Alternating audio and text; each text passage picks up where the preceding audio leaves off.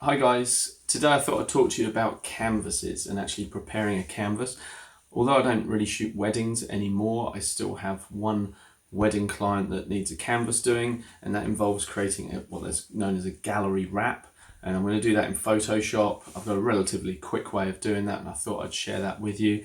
But that technique can be applied whether you're doing canvases for wedding clients, landscapes, whatever.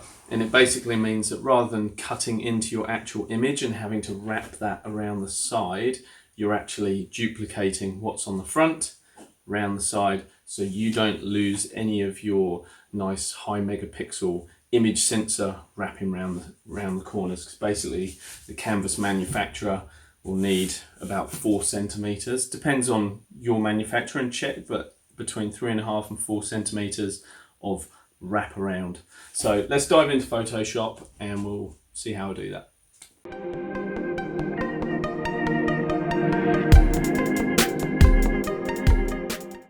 So here we have the photo that the clients have selected.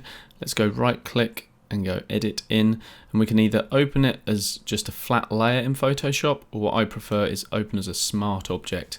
And that just gives us a little bit more latitude that if there's something we want to correct or change within Photoshop, we've got that nice raw file to work with. So as this is going to print on canvas, I think this needs a little bit more attention than a normal JPEG file. The sort of cleanup work you might do on a canvas is not necessarily something that you're going to do to all, say, 700, 800 photos that you took on the wedding day. It's just too time consuming. But because this is going to canvas, let's take a look at it. If we zoom in, we can just correct some little things, like, can you see on his shirt here, there's a little frayed bit. Perhaps we want to just tuck his shirt up, just so things are just a little bit neatened. So let's do that. Let's select the spot healing brush tool here, and literally all we need to do is just tap on that. That's gone.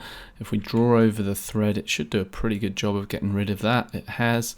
Let's just tap in there. That's cleaned up nicely as well. Maybe even on the suit, the line of the jacket there, we don't need to necessarily see that. That's nice. I'm going to fix this with a bit of liquify, I think, and maybe even the shape of the trousers. I may just liquify that part in there.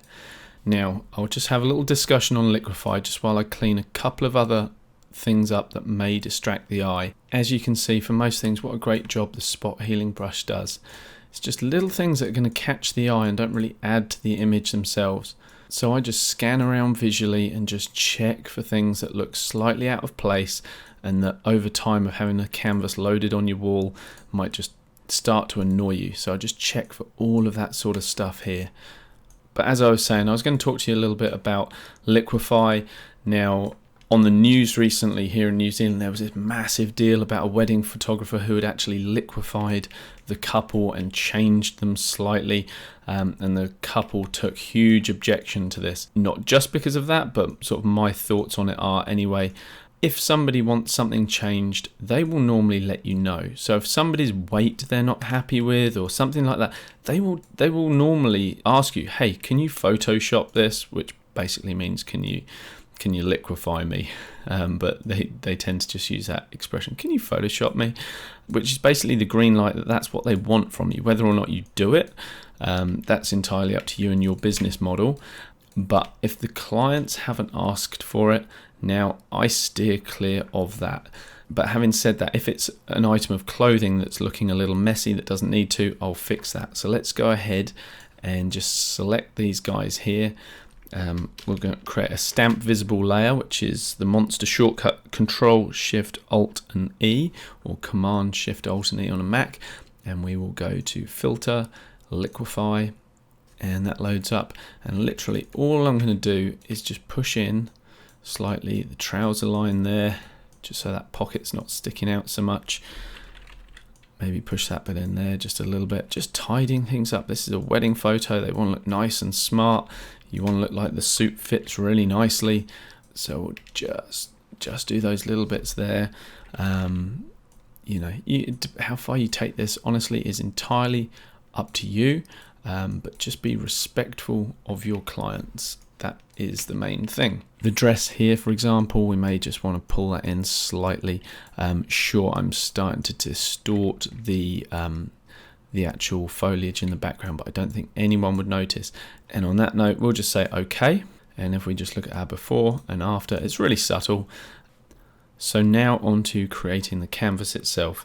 So what I might do is just flatten the whole image, and I'm going to double click the layer so that I can actually work with it. I'm going to duplicate the layer, and the first thing I'm going to do is actually make sure that the canvas size is correct. So we come to image, image size, and the canvas that these guys are getting is a 60 by 40.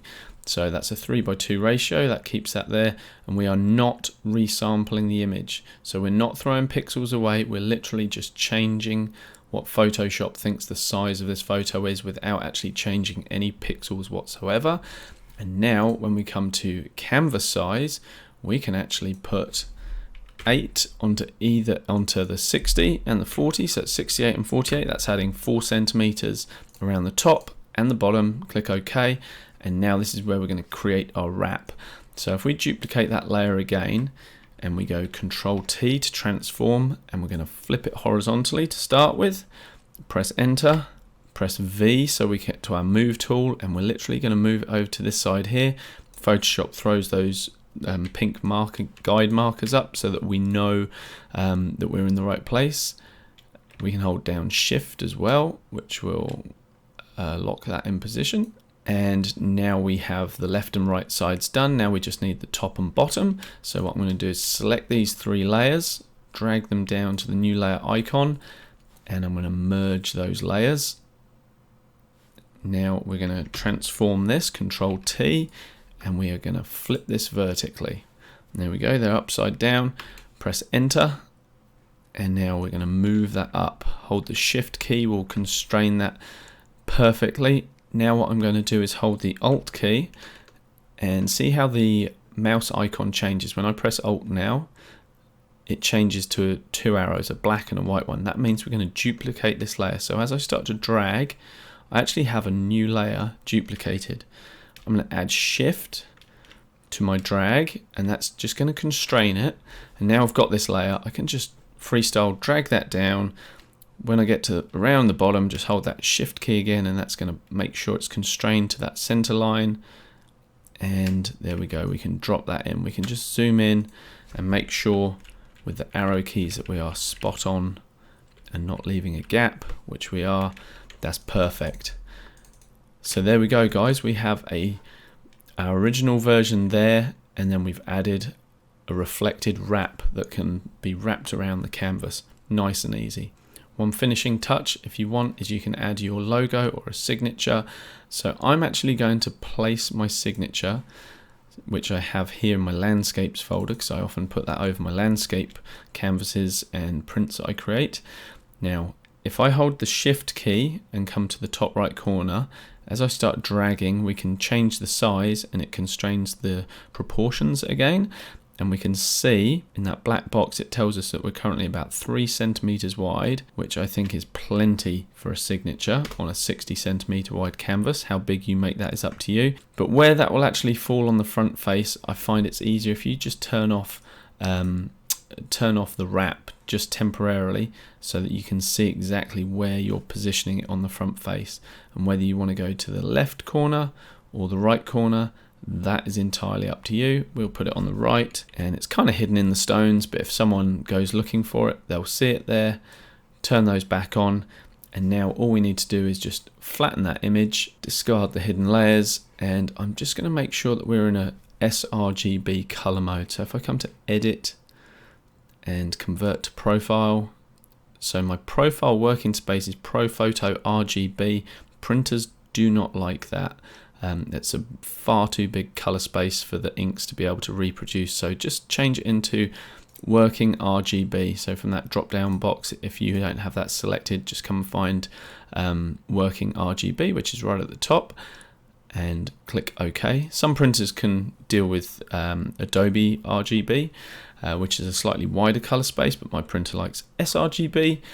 And now from here, we just simply need to save the JPEG. So I do Control Shift S, which is save as. I choose JPEG, and I just save that into the appropriate folder, and you're done. The quality that you choose is entirely up to you, but I think the higher the quality, the better you're going to print for canvas. So stick with 12, done, hit OK, and upload that to your printer, and your job is done. I hope you've enjoyed this demonstration on how to make a gallery wrap canvas.